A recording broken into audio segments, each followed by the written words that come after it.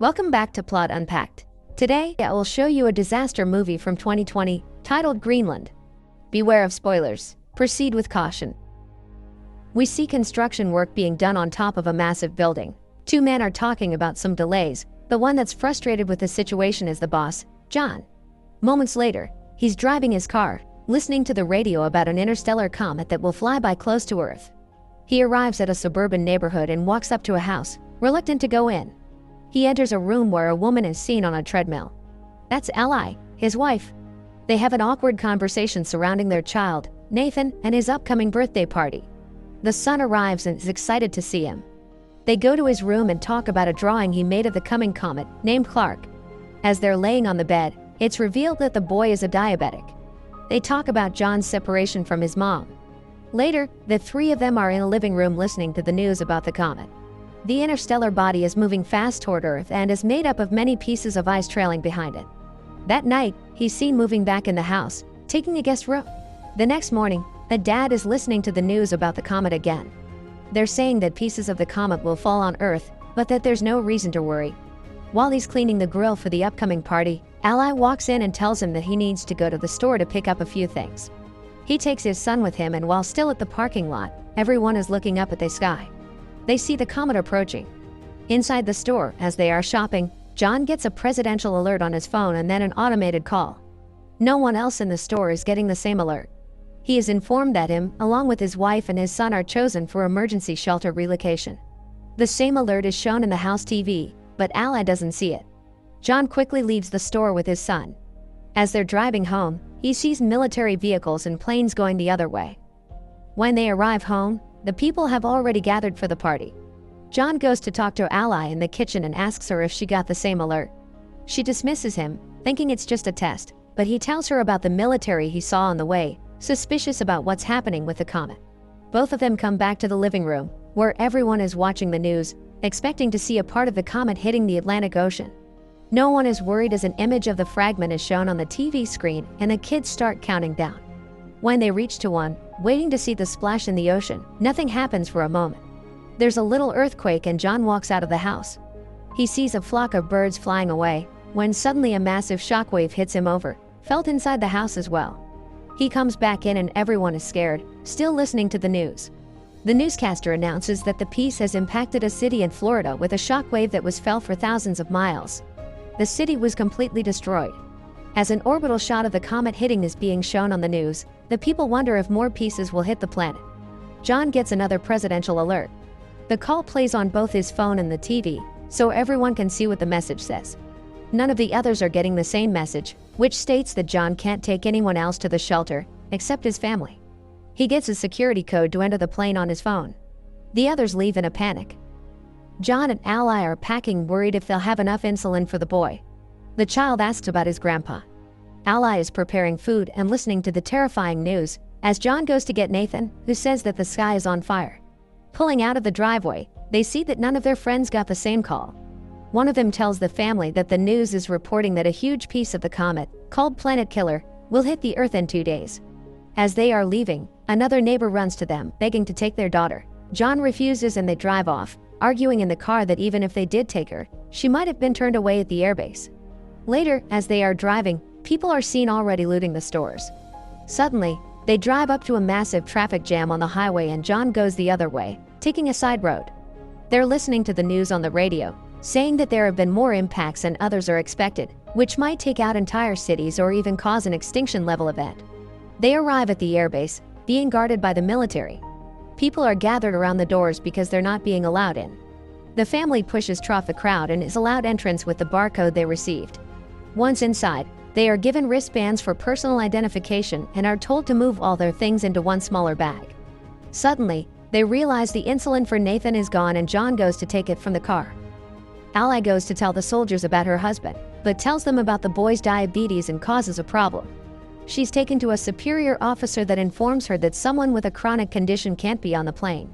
Ally tries to reason with her, but she gets turned down. She and her son get escorted out of the base. Meanwhile, John comes back and is headed toward the planes looking for them, unaware of what is happening. John boards one of the planes that's about to take off and tries to reach Ally, but can't. One of the passengers there sees the insulin and tells him about the rules regarding chronic illnesses. John panics and asks to leave the plane. Suddenly, the base gets breached and the people start shooting toward the military. The plane that John was existing has a fuel leak, so he tells everyone to get out and runs away. The plane explodes and causes a chain reaction. John finds out about his family being rejected, as the two of them are already back at the car. Nathan is already low on insulin. The chaos in front of the base continues, so John takes a while to get back at the car too. Once there, he finds a message from Ally that she's taking Nathan to her dad's place, so John goes after them. On the road there, Ally and the boy get to a pharmacy. She checks his blood sugar and they go to find insulin for him. Suddenly a gang walks inside and starts shooting, killing people all around. They manage to escape and get into a car with some people that will take them part of the way to her dad's. The couple allies riding with start acting strangely very fast. Eventually, they throw her out the car, take her wristband and drive off with her son, leaving her stranded on the highway.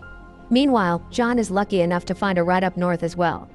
Inside the truck, John sparks a conversation with one of the men, Colin, who tells him that they are headed to Canada where the driver knows someone that has a plane and can take people to the shelters. Apparently, the military has set up the shelters on Greenland. The man tells him to find his family and meet him in Canada, so they can take one of the planes too. Another one of the people in the truck eyes John's wristband and demands that John gives it to him, but when he refuses, a huge fight unfolds. The fighting causes the truck to swirl and crash, throwing the people from the back out. The fight continues regardless and John ends up killing the guy. Colin dies in the crash. In the meantime, Ally gets another ride toward the base where the people that took Nathan are headed. He is still seen riding with them when they get to the airport base.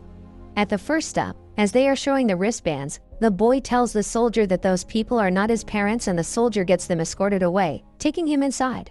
Later, Ally gets there too and tries to find him, from one stop to another, from one medical unit to another. She finally finds him and she's informed that he's been given insulin.